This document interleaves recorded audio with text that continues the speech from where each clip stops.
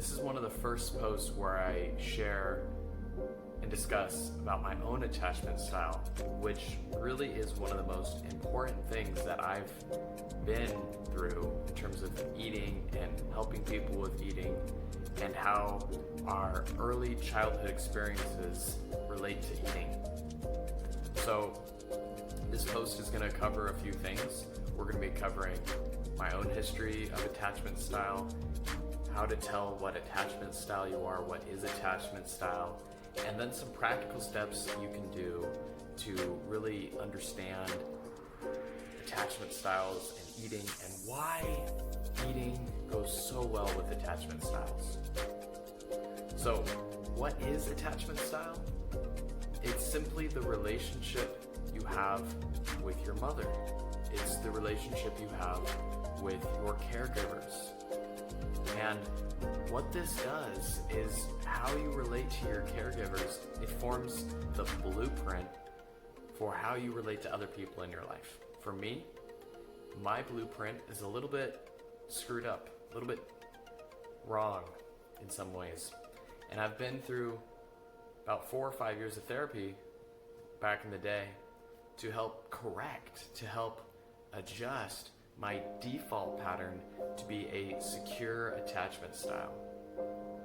So these are some words that you might not be familiar with. A secure attachment style. Well, what's the opposite of being secure? It turns out there's 3 types of attachment style. An attachment style is a science. It's well-grounded. There's 3 types. One is secure, another one is anxious, and another one is avoidant. And the reason I needed 4 or 5 years of therapy to correct and adjust my attachment style is because I was a strange hybrid. I was anxious and avoidant, and normally you're more on the one or the other. So basically, I had a really, really hard time relating to people.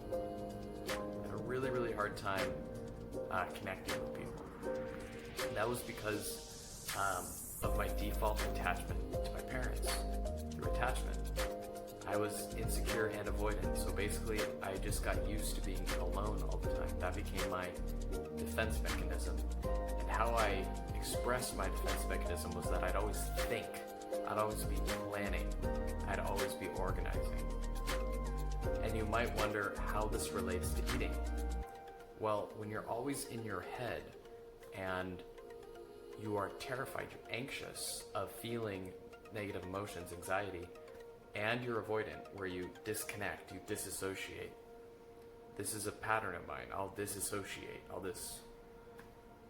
Basically, if I feel an intense emotion, certainly growing up, this was my pattern.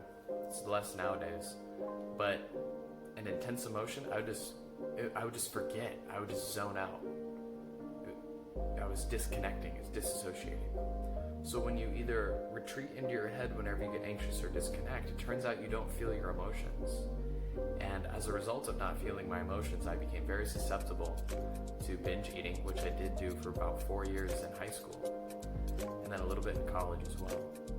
I was a wrestler, and I didn't realize this at the time, but I was stuffing down emotions all day. Stuffing down emotions all day. Not feeling emotions. I didn't know how to feel my emotions. I didn't know how to feel my body. I was smoking weed. Because when you stuff down your emotions, they're still there. There's a part of you that doesn't like those emotions, and then you eat or you smoke weed to make those emotions go away. So I've been through attachment, I've been through eating. You know, I've never been overweight. Some people ask me that. How can you help people who are overweight and binge eating if you've never been overweight? And the answer for me is, I've been through hell and back trying to reconnect with my body. And the reason I'm able to sit here on this meditation cushion and talk to you about these painful topics. These are painful topics to talk about, is because I've been through it, and it's worth it. When you go through attachment style, when you are reconnecting to a secure attachment, how the basic process of this is you re-experience pain, you re-experience trauma, you reconnect with your emotions, and oftentimes it's painful. And I had to do this. You have to rewire your brain. And if you think about rewiring, this is a commonly used phrase these days, but rewiring, it's like, that's a painful process. If you think about rewiring a computer, there's all these wires in a computer. You gotta rewire, it's a hassle, it's confusing. There's electricity, you might get shocked. I mean, rewiring is a painful process. But the skills of attachment and eating, they go hand in hand together in such a powerful way. So that's a little bit about my history with eating and attachment. I want to just give a few quick examples about how eating and attachment go together. If you have an anxious mom, she might be constantly badgering you about your weight, about your food. She might be constantly making decisions for you. And this anxiety, you might pick it up. That would be anxious attachment. And so perhaps she wasn't there to nurture you and give you care or support. Maybe she got upset at you because she got anxious, she got upset when you were upset, it just escalated. And so maybe you turned to food because food was safe and predictable and quiet, and it didn't bug you. Our attachment patterns directly relate to our eating patterns. Perhaps you were avoidant. Perhaps you were neglected. Perhaps when difficult things came up, your parents left you. The food was always there for you. It never abandoned you. It was there whenever you needed it. It's easy to turn to food to manage those difficult feelings. And reconnecting to this place that's still there within you. That is the work of attachment. That is the work of eating. It really is. You can learn to tap into these hard places, to feel and to let be. But as you go through this process, you heal. The pockets of pain evaporate. And you're able to express yourself better in life, a lot better. You're able to stop binge eating. And it's a beautiful, beautiful process. So, we've covered a little bit about attachment styles. I've shared a little bit about my own journey. We've talked a little bit about why food and attachment are so related. If you are interested in learning about your attachment styles, I'll put a link down below. But the most important thing you can do is just to reflect on your relationships. How are your relationships in life?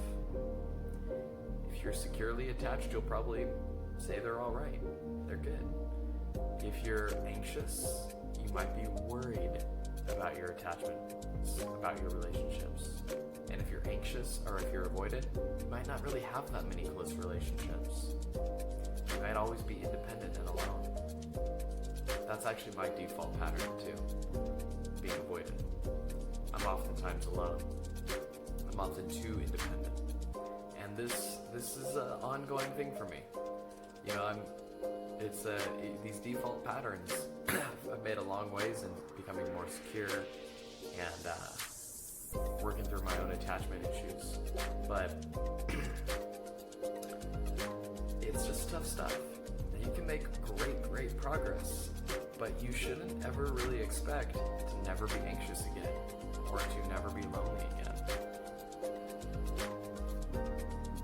It's just not the way things work. I don't want to give you a magic pill. I don't want to make false promises or anything like that. But I do want to give you inspiration and hope because when you work on your eating, it impacts your relationships. Let's be clear. How we show up in eating is how we show up for ourselves, and how we show up for ourselves determines how well we can show up for others. So if you're eating out of control and you're not sure why, and you're trying to figure it out, let me give you a big clue. A big part of it is your relationship to feelings, or your relationship to yourself, your emotions. And your relationship to your emotions, these feelings, it's in large part determined by your attachment pattern, the relationship you had with your caregivers. So, have hope. Have hope.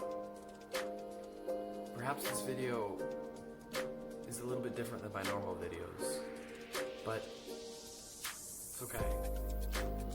Have hope, because you can be normal. You might not ever be a celebrity or a model or the bikini Instagram pics you want or whatever, but you can be normal.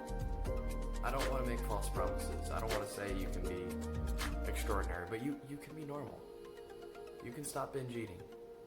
You can have a relationship with yourself that's not filled with loathing. This is possible. It's not even like that much hard work. It's hard work to really do a good job at it, but to be normal is doable. It's achievable. By focusing in on your eating and learning, first of all, how to care for yourself, how to feel your body, how to nurture your body. These are the skills that you may have missed out on as a kid, especially if you're anxious or avoidant. These are the skills that I missed out on, and you can learn them. And it feels really good. So, anyways, this is a little bit longer a video, but it's really, really important you put together these pieces, that your childhood affects how you eat, and that you can learn to eat and in some ways kind of undo the damage from a childhood that wasn't the best. So, I'll leave this message with you here today. Thanks for your time.